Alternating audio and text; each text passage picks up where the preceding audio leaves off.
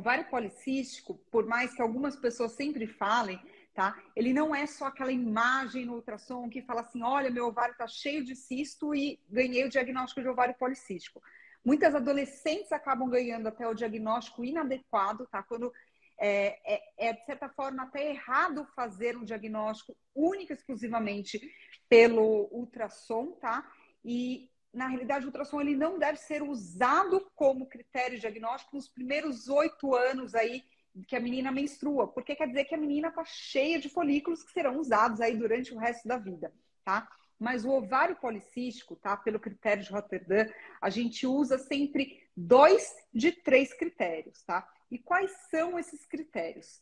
O primeiro, e eu acho que o mais que ele fica mais evidente de todos, é a anovulação que a gente fala, tá? E como que a gente descobre que uma pessoa não está ovulando? Pela irregularidade menstrual, tá? Então, é uma menina que vai lá, menstrua agora, tem um sangramento, muitas vezes nem é a menstruação, demora aí 60 dias para menstruar de novo, no mês seguinte ela menstrua em 28 dias e de repente passa 90 dias sem menstruar, tá? Então isso é um critério muito claro que a pessoa não está ovulando, tá? Quando a gente ovula, a gente menstrua 14 dias depois, tá? Outro critério muito importante, e aí a gente tem que levar em consideração diferenças étnicas, porque tem pacientes que têm características, tá, muito essenciais daquela população, tá? Então eu vou ter pacientes que têm pelagem no braço mais evidente, pelos mais evidentes do que outras pacientes, tá?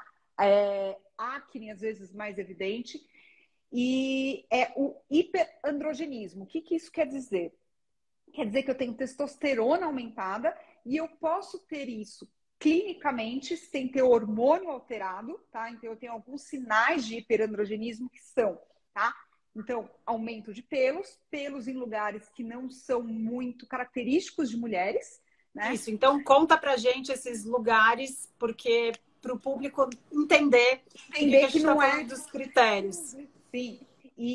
Bom, só deixa eu então fechar. Ou pode ser, então, o aumento laboratorial de testosterona, tá? Então, os critérios que a gente está falando, tá? De aumento de testosterona, eu posso ter, são às vezes pacientes que têm facilidade extrema, tá? De ganhar mais massa muscular, que isso não, teoricamente não é ruim, né? Mas, mas eu tenho acne, tá? Em geral, acne nessa região. Eu tenho pelo, tem uma escala que a gente fala que para classificar, né, se realmente seu pelo está aumentado ou não, mas eu tenho, além da oleosidade, eu tenho a alopécia, né, que eu vou ter queda de cabelo, principalmente nessa região, que é uma região que a gente fala mais masculina de ter queda de cabelo. Isso, que a gente fala entrada, pessoal. Quando a gente fala de entradas, que é um padrão masculino numa mulher. Então, isso já é um sinal. Aquela queda de cabelo, assim, por exemplo, pós-parto, que o cabelo cai por igual, tá? Eu tenho bem característica essa queda de cabelo, tá? Então, eu tenho, até nas próprias regiões pubianas, eu tenho um aumento de pelo que, por exemplo, não fica restrito à virilha, ele se estende até as coxas. Tem paciente que vai ter pelo em região do tórax, vai ter pelo na região das costas, além de um pelo assim, muito mais aumentado, tá? Em braços e pernas, tá? Então, assim, paciente que tem pelo na face, tá? Então, tudo isso, ele serve como critério, tá? De ter androgênios aumentados, tá? Acne, é claro que quando você está entrando aí na fase da adolescência, ela é muito mais comum, mas eventualmente a persistência da acne e principalmente nesses lugares bem definidos que não são tão comuns, tá? E o último critério que a gente utiliza são ultrassom, né? Com vários pequenos folículos, tá?